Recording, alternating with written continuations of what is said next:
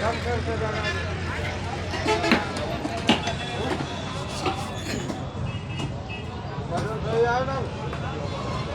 पास ऐसे वाला वजन नहीं है, बड़े भाई टेंशन मत लो, 50 ग्राम की कमेगा नहीं।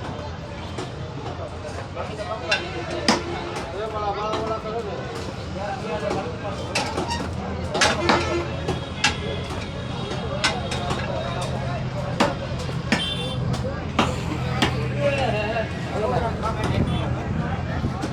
तो 50 तो हमें 210 होता है, 120 होता है, 140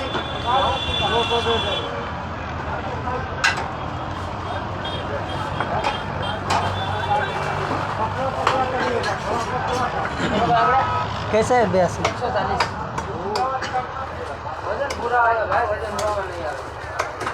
इलेक्ट्रिक वाला तो गांड में घुसा देगा पूरा, माइनस करके घुसा देगा। मैं तो बाखा वाला कोल में देता हूँ।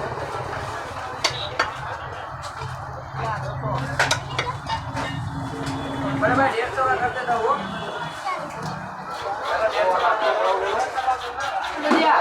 भाई ने हो गया तो 150 रुपये ले लो भाई। भाई ने हो बोलो भाई आप कितना मरा हुआ तो लेना भाई, मरा हुआ तो नहीं देना। वजन बढ़िया आएगा, मैं ऐसा ही नहीं करता। वाला तो है ना कान में घुसा, मैं तो बाखा वाला कोल में देता।